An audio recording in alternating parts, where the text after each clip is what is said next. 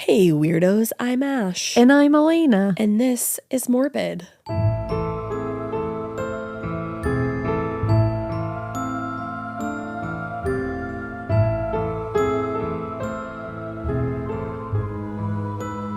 This is Morbid. Oh, that's like Trixie and Katya's show. Oh. Yeah, because I it's love their that. show and not yours. Oh, they're so funny. I love them a lot. They make me laugh. They're kind of like us, actually. They are. I don't know if it's recent or not, I saw a clip of their show the other day, and I think Katya was house sitting for Trixie, and Trixie was like a little intense, and Katya was like, I can't handle this. And I was like, that is us. Yes. Well, not that you're 100%. intense about your home, but you're just intense, period. Just intense, period. Period. And I feel like the aesthetic is very Yes. similar. But you're Katya in that sense. Exactly. And I'm a Trixie. Trixie. Oh, yeah. I don't think we got some good stuff happening, but it's in the background and will be something you guys know about in a little while. Yeah, like months. So, but be psyched about that. Yeah. It's Sorry, pretty cool. My water is loud. It's loud. My water is loud. Covering it is loud. But Yeah, if I leave it uncovered, I'll throw it. There's cool stuff happening that we'll let you know about. Don't worry. Soon enough. It's like the Tobias thing. Don't worry, you'll find out. Yeah. We'll always tell you. TLDR, don't worry. Also, how cool was that?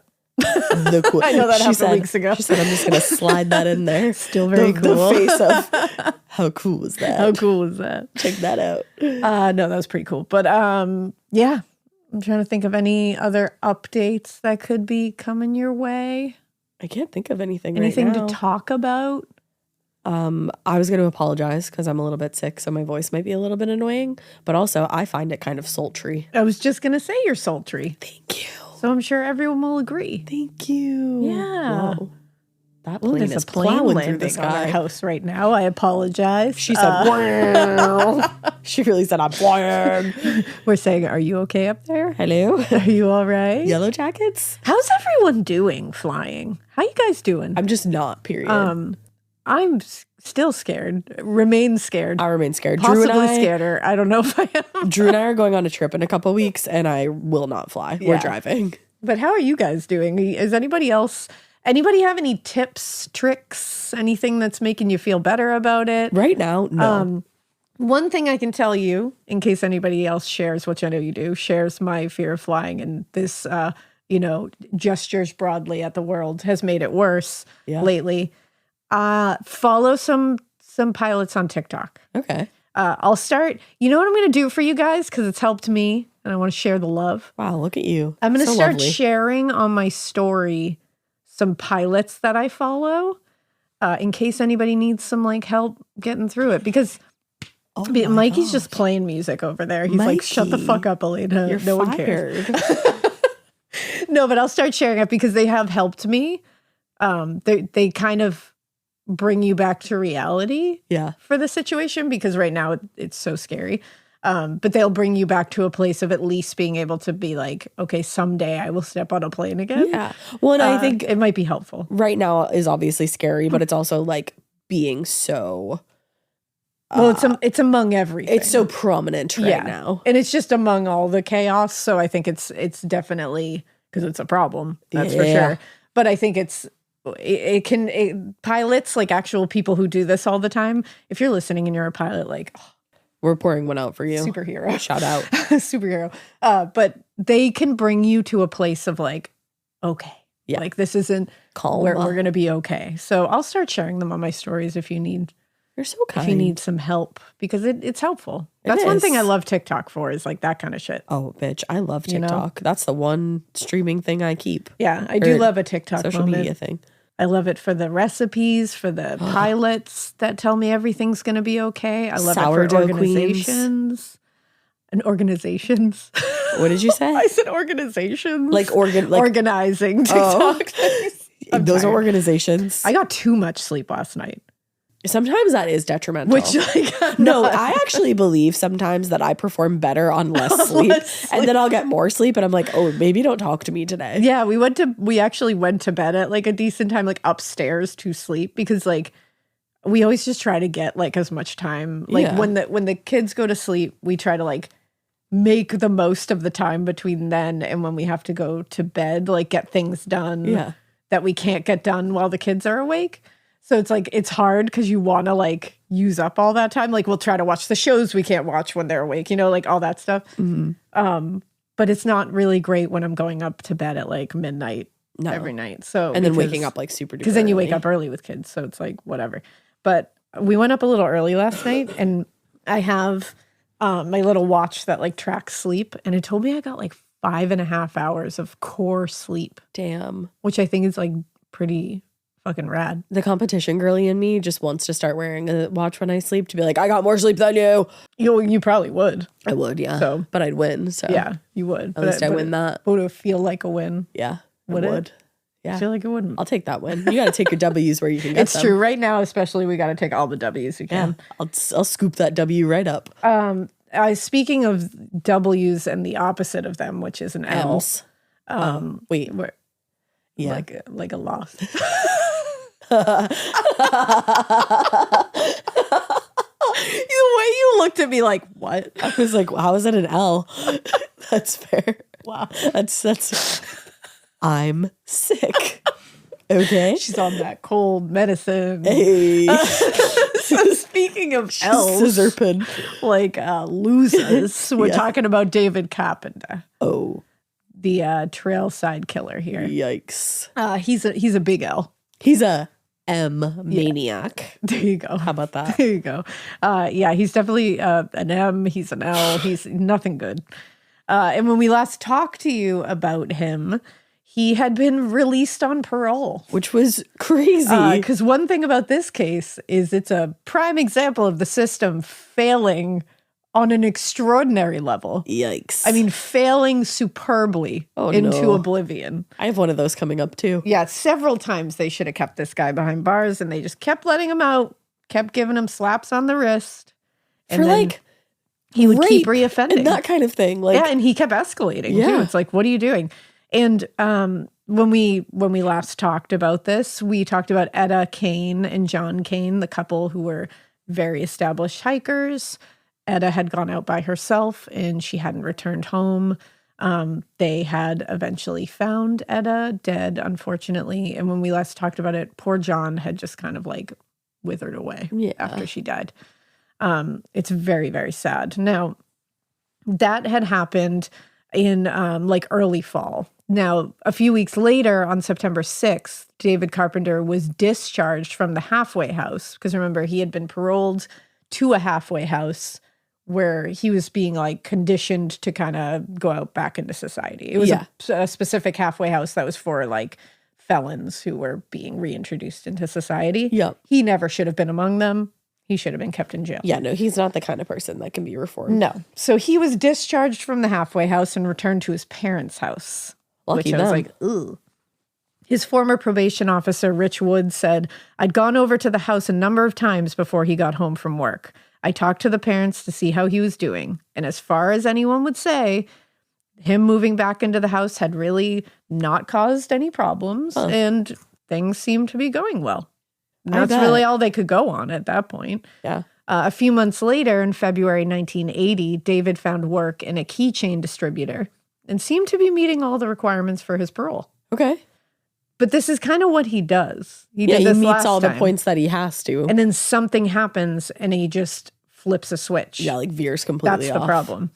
Now, on the morning of March 8th, 1980, Barbara Schwarz went out for a jog on the trails of Mount Tam.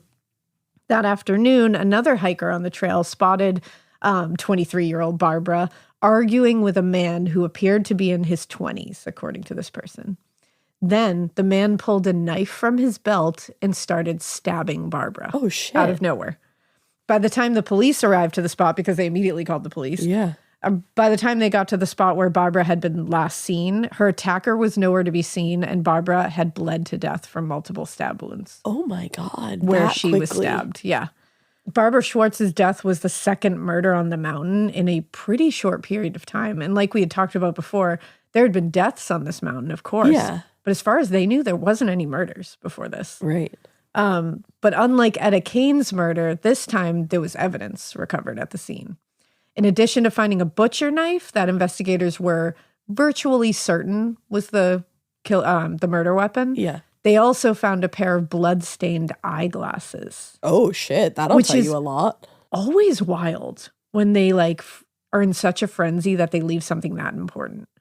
Now, there's no way of knowing who these glasses belonged to, but the prescription was a very heavy bifocal. Oh. That, if matched to the right person, could be a very compelling evidence if it was in a trial. This is not a regular bifocal. It's a very thick, heavy bifocal. Now, in their first examination of the body, it looked like Barbara had gone to great lengths to fight back. Sergeant Keating said she was repeatedly stabbed, but she put up a hell of a fight. Now, based on her defensive wounds, sheriff's detectives actually strongly suspected that Barbara's killer had very likely been wounded in this attack. Good. Yeah. Now, that night, a little past 7 p.m., David Carpenter arrived at the emergency room. Oh, imagine that. In Peninsula Hospital in San Mateo, about 35 miles from where Barbara Schwartz's body had been discovered. Stupid ass. He had a deep cut on his right hand and his thumb. When the attending doctor asked how he got this injury, David said, quote, "There was an attempted robbery at a 7-Eleven store in Burlingame, excuse me. I was attacked and injured by the holdup man." Now, so he's claiming, I tried to stop a holdup. I am a hero. I'm a hero, and I got hurt there. So the hospital policy was that any injuries sustained during an illegal act had to be reported to police. That makes sense. The doctor did that. Despite no report of a robbery ever having been received in that area, the officers that interviewed David Carpenter just accepted his story. And they allowed him to go on his way after being stitched up. What? So they saw that there was no reports of a robbery there. And they just said, okie doke, and they were just like, he said it though. What? They could have stopped him right now. Yeah, of course. Like this could have been, when I tell you the failures at every single layer here. That's also just wild. Like you would think that that would hold him up for a little while. Yeah, you would think. No, they just let him go. He got stitched up, let him go. And the doctor did his job. He called them to try to figure out what was going on. Right.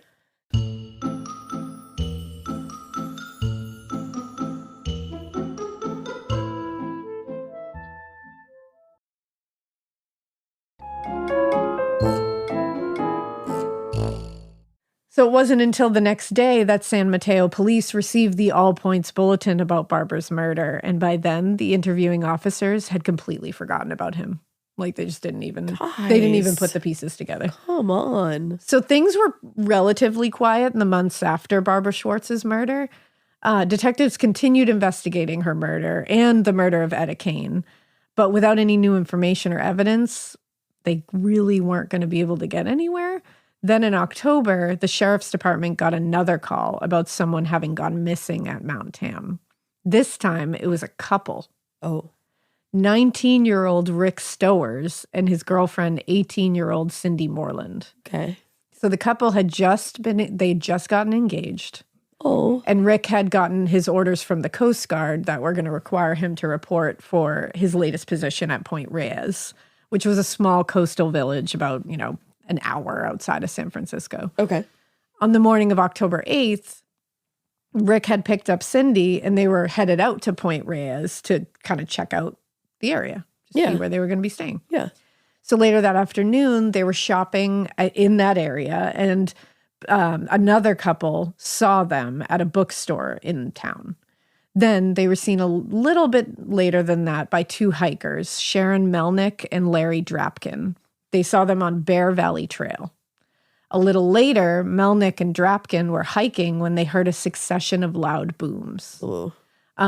Later, they said they sounded like noises in rapid succession from a backfiring motorcycle. But they couldn't really tell where it was coming from. They were having trouble pinpointing it. Because sometimes when you're in an area like that, sounds sound like they're coming from either one place when it's a totally opposite one, or they sound like they're coming from everywhere. Even certain sounds, I feel like, do that. Like, even we'll be watching TV sometimes, and it's a sound on TV that sounds like it's coming from, like, the back of our house. Yes, that happens to us all the time, too. I think it's the girls, like, coming down or, like, yelling my name or something, and we'll always be pausing and, like, listening or going upstairs. There's so many times where I'm like, was that our alarm? Yeah, I'm like, what the fuck was that? So that evening, Rick and Cindy had plans to meet Cindy's sister, Alice, for dinner. And when they didn't show up, she got very worried. And around 9 p.m., she called her brother and explained the situation. But he was like, I don't know, don't overreact. He was like, maybe wait until tomorrow, see if Cindy shows up for work. Which I was like, okay. I don't really understand that. But Alice said Cindy was supposed to work at her job on Sunday morning. I was a little overprotective, I think, and I didn't want to worry anyone.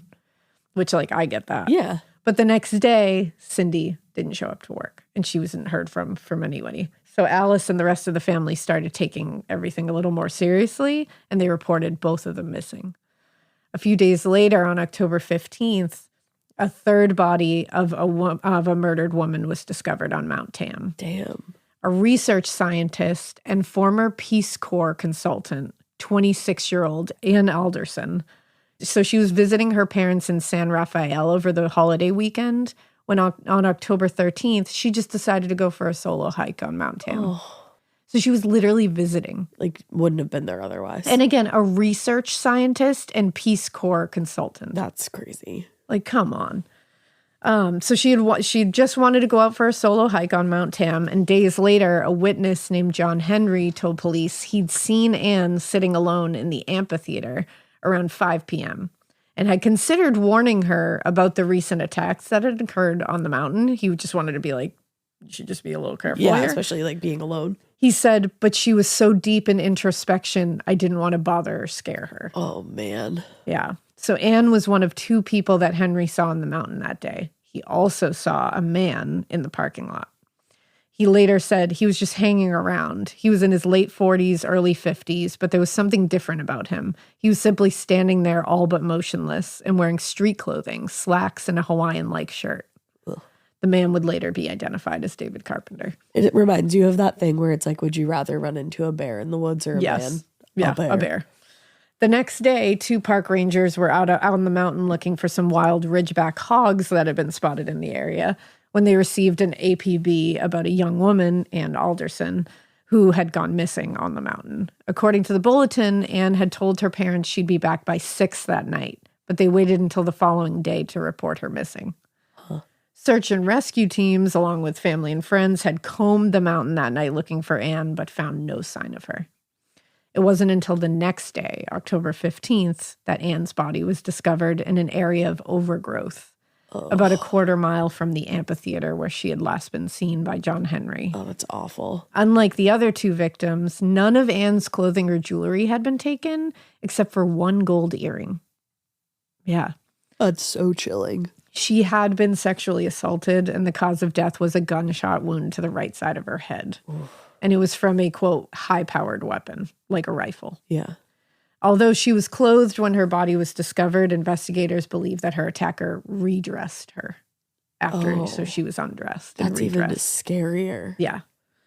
That afternoon, the sheriff's department shut down Mount Tam to the public, and detectives searched the area for evidence and found, among other things, a metal fragment from the bullet jacket and Ann's underwear, which appeared to contain semen that the investigators believed was likely left by her killer. Right. Although DNA testing was obviously not available at the time, this sample was analyzed by lab technicians and determined to be, quote, a type consistent with about 6 to 8% of the general population. All right, well, at least that's small. That's a small something, portion. But it's like, ugh. Now, on December 2nd, 1980, about 6 weeks after Ann's murder, teams of park rangers were searching the mountain looking for 25-year-old Shauna May and 22-year-old Diane O'Connell, who had been reported missing a few days earlier. My God. When, so many missing people. When they made, so they're looking for Shauna May and Diane O'Connell, and they made a horrific discovery. So O'Connell and May had gone out for a walk along the national seashore at Point Reyes on November 28th. And when they failed to return home that afternoon, they were tourists. So people were like, where the fuck would they have gone? Right. they were immediately reported missing. It was in a heavily wooded and sparsely traveled area on Mount Tam where they were found. They were both, unfortunately, murdered. They were nude and had been shot in the head, both of them. Gosh. Based on the initial evaluation, it looked like Diane O'Connell had been strangled by, quote, something like a narrow piece of cord of wire. And a pair of women's underwear had been shoved in her mouth. Oh, my. There was no evidence to indicate that O'Connell had been raped. Shauna May, on the other hand, had been sexually assaulted before being shot, and there were ligature marks around one of her wrists, which indicated she had been bound at some point. Now, the discovery of 2 more murder victims on Mount Tam was bad enough. But less than an hour later, rangers discovered the decomposed remains of Cindy Moreland and Rick Stowers. Oh. About 200 yards from where they found O'Connell and May. Jesus. Both bodies were found lying face down in what appeared to be a shallow, very crudely dug grave. Bullet wounds were in both of the back of their heads. They had been in the woods for about 7 weeks at this point. So wow. They had undergone a lot of decomposition. Right. And Cindy's remains had to be identified through dental records. That's always so sad. Yeah. When they left Moreland's house on the day they went missing, neither Cindy nor Rick had said anything about going hiking. That's the problem. So when they were reported missing, they just never thought to look in the area of Mount Tam because no one knew they were hiking. Right. It was just like they just spontaneous thing.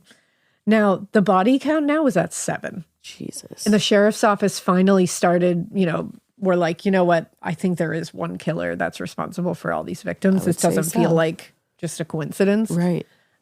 Sheriff Al Halwenstein told reporters the 2 most recent victims may have been slain by the killer to draw attention to the earlier killings. He said, we're looking, we believe, at an individual who has strong feelings about women. And he also said sometimes the slayer can control his feelings and other times he cannot. I could see that. When you think of it, like he killed Diane O'Connell and Shauna May just to draw attention because he left them he did it and left them right near where Rick and Cindy were. Right. For him to do that just so that to be like, oh, you haven't found them yet? Right. So I'll just take 2 other people's lives. Like that is so fucking chilling. That line of thinking is just that's so chilling. Wild. And it's very him. Yeah. So the news that there was yet another serial killer, because remember, we're in that time period and in that place, that location, where serial killers were running a fucking muck around here. They were confusing the cases, confusing the victims, like they were overlapping. They were working in the same kind of areas. Like it was a wild time frame. I can't imagine being in this place in the United States at this time. Especially as a woman. I really can't imagine it. No. Horrifying. So just the news that there was yet another one of these assholes operating in the San Francisco area was met with a lot of justifiable fear and anxiety from residents. Halwenstein said in a warning to the residents in the area, without question, this individual is capable of striking again, which must have been horrifying to hear. That's very scary. He said he commits his acts in an effort to achieve psychological relief, but the murders will not satisfy him and the problem will get worse. And in the same statement, he released a sketch of the man they believe was responsible. And he was described as, quote, a clean-cut man in his late 20s or early 30s, dressed in hiking clothes with a knapsack on his back. Okay. And according to witness statements, he's beginning to fall apart psychologically. And so Halwenstein said, hikers especially, remain vigilant and do not go on solo hikes. Yeah. Like no more solo hiking, everybody. Yeah.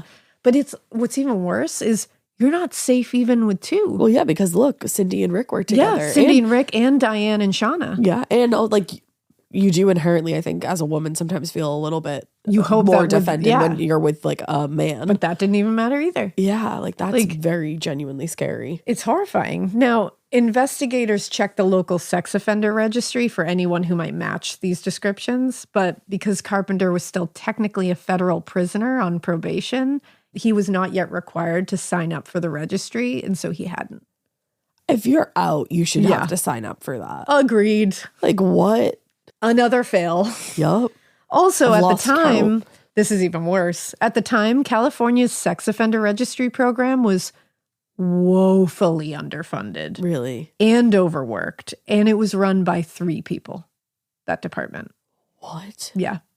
It lacked even the basic resources to operate as a department, much less operate as like a functional arm of law enforcement. Damn. Like 3 people are That's having to deal with all this. Insane. So the fact that he fell through the cracks in that scenario, not shocking. surprising at all. Awful. I would have been but not surprised if shocking. they actually found him on the registry. Truly. Now, as for David Carpenter, the sheriff was more or less kind of accurate with what he said. He was starting to fall apart psychologically, or, he was becoming more reckless at the very least.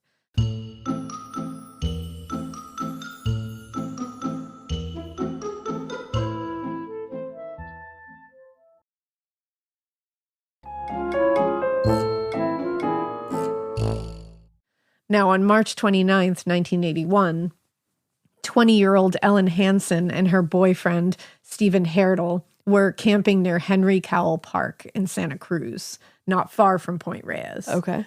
This was a popular area at the time, and it had about 90 other campers on site at the time.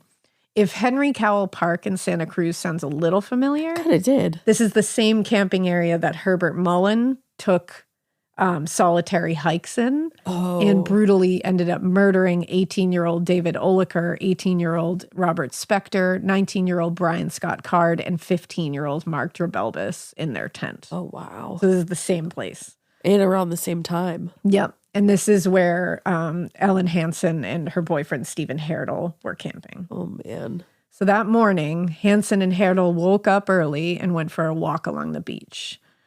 For much of the walk, they were alone, but eventually Steve spotted another person on the beach. This was a man wearing what looked to be a backpack and very heavy bifocal glasses. Oh, he got them replaced. And he was walking towards them. No thanks. So as they got closer, Steve and Ellen could hear what Steve later described as, quote, shuffling steps and then heavy breathing and cursing. Oh. But they thought, like, whatever, and they just kind of like... because they were walking towards each other, but like going past each other. So you're just going to say like, hey. So he said they nodded a hello, and he did too. Yeah. And then they just kept walking. Now later that afternoon, and nothing came of that. Yeah. So they were just like, whatever. Later that afternoon, Steve and Ellen ran into that same man from the beach again. This time while they were hiking Ridge Trail on Mount Tam. When he saw them, he said, oh, I see we run into each other again. So they just kind of were like, yeah, like weird. And then as they're being like, oh, yeah, that's like funny. As they're saying that, he reached into the waistband of his pants and produced a revolver. Can you imagine? You just see this man again. And he's like, oh, funny, we run into each other again. And you're like, yeah. And he's just puts a gun in your face. Like what? The fear? The fear and just like the split second change there. Because he just pointed it right at them. My God. Like that would have And you're just probably destroyed like, me. What the fuck? The universe? Like, why did I cross this man's path again? Now, at the time, Steve was fixated on the man's hands, which he later described as extraordinarily white and clean, which is strange. He also noticed the strange way that the man was holding the gun. He said it was like very specific. He said he had pulled back the hammer, but had his thumb between the hammer and the firing pin. Because he's injured. Yeah. So if the hammer slipped, it would hit his thumb rather than discharging a bullet too. Right. Like, which is strange. The man said, if you don't want to get hurt, do what I say. Put your hands on your head and you won't get hurt. So he was like, this is weird. So he's thinking we're just being robbed. Because him putting his thumb between that. Probably disarmed him a little bit. Probably made him think like, okay, even if he pulls the trigger, we're not being fired at. So to me, that would probably make me be like, okay, this guy's bluffing. Right. Like, this is fucked up. Let's just do what he says. And I think that's why Steve was like, okay, I think he's just robbing us and he's trying to threaten us with a gun. Thing. Yeah. So Steve pushed Ellen out of the way and thrust his wallet at this man. But the man was like, no. And this is one of the most chilling things I have ever heard. Oh, no. He said to him, I don't want any money. I want something else. You know what I mean. All I want to do is rape her. Oh, my God. Said this to her boyfriend. Steve was probably like, what the actual fuck? And what do you do? And imagine do? Ellen being like, what the fuck? Like, what do you do in that scenario? I have no idea. And it's so scary. It's like so scary. And apparently it didn't occur to Steve in the moment, but he later said that the man was slowly pushing them back off the trail and into the woods as this was happening. Oh. And Steve and Ellen were moving backwards and he was just kind of like advancing just to create on them. Space. And like he's like getting them out of the way. Mm-hmm. Now, eventually Steve and Ellen made a move to run and things just erupted into chaos. Steve said, I heard 2 shots, and then I felt like somebody hit my neck with a sledgehammer. I remember falling to the ground with a buzzing sensation in my arm, and everything was slowing down. The bullet had ripped through Steve's neck and severed an artery in his arm, and then had settled in his sternum. Oh my God. So he went unconscious. I'm sure. When he regained consciousness a few moments later, the first thing he saw was Ellen laying beside him, and her head was resting in a pool of blood. Oh. The man who had shot them both looked like he was walking away, and Steve knew if he didn't stop him, they might never find him, and he might hurt someone else. So despite being incredibly injured, Steve forced himself to his feet. Oh my God. He's been shot in the neck and an artery has been severed. Not only the fact that he's gravely injured, but the fact that he knows that this man still has a gun and could shoot him again. He's still going up against him. Because he doesn't want somebody else to get hurt. Wow. He forces himself to his feet and slowly starts walking after him, walking up the trail in the direction of the observation deck. And he hadn't made it very far before he found a father and son hiking the trail. And he's like hysterical and he's slipping into like shock at this point. Yeah. And Steve did his best to explain to them what happened, but he wasn't making a lot of sense.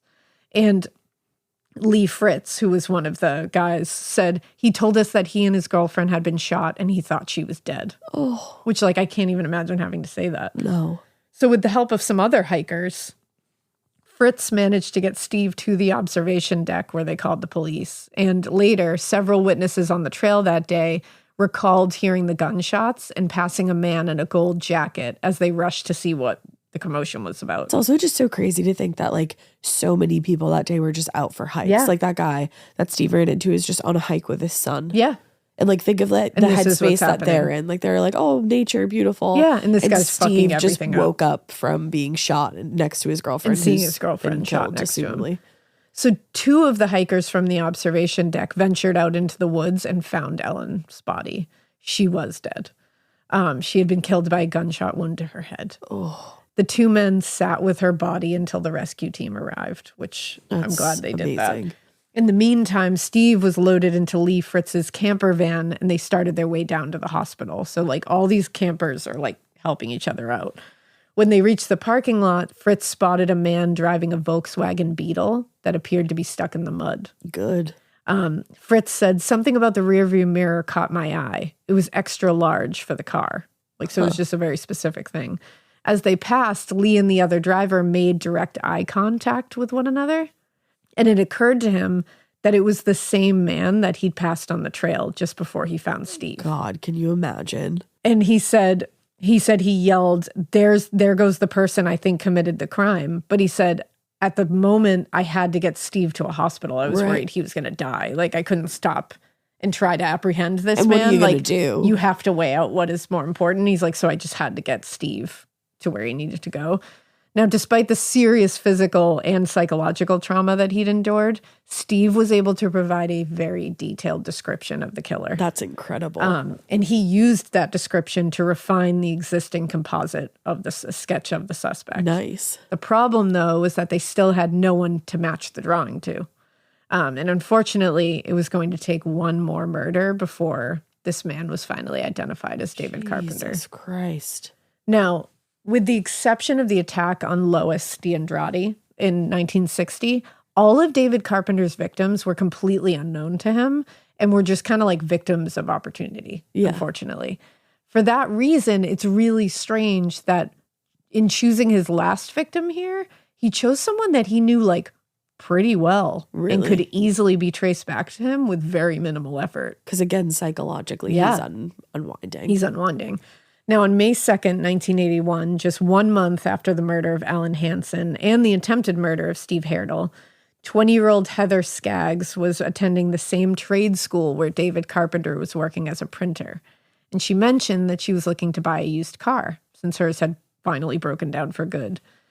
Well, as it happened, Carpenter told her he had a friend in Santa Cruz who had a car for sale at a pretty good price, and he was happy to drive her over there after they both finished their shifts. Okay. If she could get the car, Carpenter pointed out he could help her get a job at the school. Heather agreed, but there were two things she did find unusual about this whole thing. Carpenter had told her to bring cash and not tell anyone when she was going. Okay, that's strange. Yeah. So Heather's mother, Mary Jones Skaggs, said that Heather called her that afternoon and seemed upset and was like, I feel like something's weird about this. She actually broke into tears at one point. She said it doesn't feel right. Yeah. So her mother begged her, like, trust your instincts. Don't go with this guy. But Heather was like, I can't pass up the opportunity for a job, which is so sad. I know. And so she told her mom, don't worry about it, Mom. I just wish that somebody else could have given her a ride. I know. And that was the last time Mary Jones Skaggs talked to her daughter. Oh, my God. Now, later that night, when no one had heard from Heather, some of her friends reached out to David Carpenter for information, actually, because they knew the two had plans that afternoon. Because some people were there when they made these plans. Yeah. But David claimed that they hadn't met up as planned because, quote, he overslept and had car trouble. Okay. So because multiple people knew she had plans to go look at a car with David Carpenter, when Heather was reported missing to police, his name came up repeatedly. Yeah. But when investigators interviewed him, he just said, I overslept and my card wouldn't work. Like, I didn't see her that day. It's just a coincidence that I'm a violent criminal. And it's easy alibi. I overslept. I didn't see her. Now, at the same time that investigators were looking into his background in the context of the Heather Skaggs case, the composite sketch that had been updated with the help of Steve was finally starting to get some traction. Nice. And the first tip came in from a 69-year-old woman in Ben Lomond, California, named Roberta Patterson. She reported recognizing the man in the sketch as a man she'd been on a cruise with 26 years earlier. Patterson wouldn't have remembered someone from that long ago, she said normally, but she recalled being very disturbed by Carpenter. It was David Carpenter, because he was making her teenage daughter very uncomfortable because he wouldn't stop touching her shoulders. Ew. Patterson told a reporter from the San Francisco Chronicle, I just didn't like the guy. It turned out this was not the first time that Patterson had reported this particular man to the police. Queen. Years earlier, she called police after seeing a sketch of the Zodiac on TV. Oh, shit. Yeah. We're about to cover that.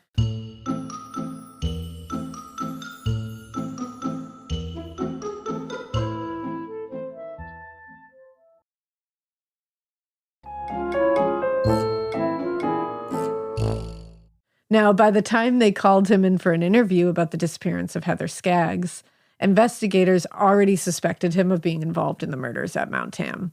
But in person, he was much less believable as a threat to anyone. Detective Walt Robinson said when he sat down and started talking to Carpenter, the first time he opened his mouth, I thought, my God, this guy can't possibly be involved in the Santa Cruz homicide. In addition to just appearing pretty meek, according to them, like he just didn't seem like they're judging a book by its cover, I suppose. They were also saying he was struggling to get a single sentence out without stuttering. When they asked about Heather, his response caught their detectives off guard because he said, I hope she hasn't been killed. I hope she hasn't been raped. But they said he stuttered very hard on the words killed and raped. Oh. So that's why it really hit them. They were like, first of all, why would you say that? That's just bizarre. And second of all, why are those words hitting so hard?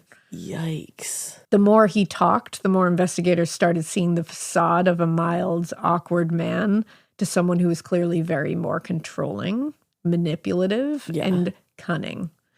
To Robinson and his partner, Carpenter's alibi seemed way too perfect. His descriptions were too well rehearsed. Everything was too much. So sensing he would need to establish some kind of rapport with the suspect, Robinson told Carpenter that, like David, he had also been forced to take dance classes as a kid and would often get made fun of by his peers. At that, David calmly rose from his chair, and for nearly 10 minutes, he went through all the dance positions he could remember, moving fluidly around this little interrogation room as the detectives just watched him without any emotion. That? He needs to be hospitalized. You would see that in a movie and be like, that's too much. And be like, that's a lot. Like, that was crazy. No, that is it's also what he did. Weirdly sad. Yeah. But, like, I don't feel bad for him, but. Yeah. Like, the entire performance from, the awkward, weird embarrassment and the dance routine, it all felt very planned, though, to them.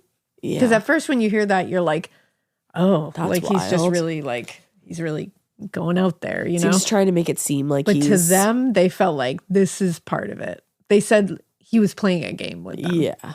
As he danced, David said, I know you guys think I'm the number one suspect, as he's dancing. Oh. And they reminded him that they were from missing persons, not homicide. Uh-huh. But all David said was, hey, I'm the number one suspect. I should be if I'm not. What the fuck? And the detectives concluded their interview and took 3 Polaroid photos of Carpenter, then allowed him to leave. That's so bizarre. They said it's all felt very rehearsed. It like sounds he like planned it. all of it. He literally did a dance rehearsal. Yeah. In the days after that, FBI agents working with the Santa Cruz County Sheriff's Office ran a 24/7 tail on David Carpenter. Oh, I always love that. And during that time, they witnessed him attempting to sell his .38 pistol, among other things. And in the meantime, Santa Cruz homicide detectives continued to investigate the Hansen murder, focusing on David Carpenter. It was during an interview with his former girlfriend, Candy Townsend, that the first break came. During their conversation, Townsend mentioned a gold jacket of David's that had gone missing in early April. Oh, shit. Which he told her had been stolen out of his car. I bet. Detective Stoney Brook said, and his name is Stoney Brook. That's iconic. I just need to can we all just hold space for that? He had to Stoney be a detective. Brook. That's a great name. It is. He said, up to this point, we lacked the nexus, the connection. We had him fitting the description, but we could not put him at the scene with the gun in his hand. That jacket was it, the nexus. I love it. Only Detective Stoney Brook could say it like that. It's true. And only Detective Stoney Brook would say nexus. Exactly. That's the only thing, only Stoney. Now, along with the pistol and the witness descriptions, the jacket put David Carpenter at the scene of the Hansen murder the previous month. That afternoon, Brooke called the FBI surveillance team and reported what they'd learned on the afternoon of May 15th. David Carpenter was arrested for the murder of Ellen Hansen. Following his arrest and arraignment for the murder, 7 witnesses, including Steve Herdle, identified Carpenter as the man who they'd seen fleeing Mount Tam on the day Ellen Hansen was murdered. About a week later, on May 24th, hikers walking along the railway at Big Basin State Park unfortunately discovered the nude, decomposing body of Heather Skaggs. Oh. She had been sexually assaulted and shot in the face with a .38 caliber handgun. Thank God. The same gun used in the shooting of Ellen Hansen and Steve Herdle. During the trial, one of Carpenter's friends, Molly Purnell, testified that she had purchased the gun at David's request. Oh, man. And 2 other witnesses testified to having been shown the gun by David Carpenter at various points in the previous year. Yikes. During his interviews, Carpenter claimed not to own a gun. But one of the former halfway house residents David lived with had turned on him and confessed to having been given the gun by Carpenter and asked to destroy it. Oh, my God. Yeah. Just like the fact that he thought that was never going to come back. You really think they're going to have your back here? No. Like, come on. That man led police to where he had thrown it and the weapon was recovered. Whoa. Yep. In late July 1981, David Carpenter was charged with 5 counts of murder, rape, and attempted rape in Santa Cruz County. Also, in his 1981 mugshot, he's wearing a fucking monogrammed sweater. Yeah, he's terrifyingly normal. He's wearing a straight up monogrammed sweater. I don't know what the monogram is because it's not for his name. Yeah. But which is even scarier somehow. No, it is. I don't know why. It's just I'm like, whose is that? I hate it. Yeah. Now, a trial was scheduled, but in the months that followed, additional charges were added for the murders in Marin County, and that complicated the case. Things were further complicated by multiple requests for a change of venue after Carpenter's lawyers argued that there had been too much press coverage in Santa Cruz, and the jury was going to be biased. Yeah. By the time the case went to trial in April 1984, it took nearly 3 months to impanel a jury in Los Angeles, where the case had been moved. Now, in July 1984, after a 3-month trial, David Carpenter was found guilty of all charges in the Santa Cruz cases. And in November of that year, he was sentenced to death. Goodbye. 2 years later, in September 1986, Carpenter was tried for the murders committed in Marin County, where he was also found guilty of all charges, and in 1988 was also sentenced to death for those as well. Damn, 2 times. You're going to die twice. Oof. Given the complexity of the cases and the fact that death penalty cases are automatically appealed, David Carpenter appealed those convictions and sentences to the state Supreme Court several times. Although 2 of his convictions for the Hansen and Skaggs murders were at one point overturned on a technicality. Oh, motherfucking technicality. The convictions and sentences for those murders were reinstated upon review. David Carpenter has always denied killing or sexually assaulting any of the individuals he was convicted of killing. Yeah. Despite a wild amount of forensic evidence linking him to the murders. Like, there is no question whatsoever. Yeah. In the years since he was incarcerated, he's been linked through DNA to the 1979 murder of Mary Bennett, who was killed while jogging at Land's End.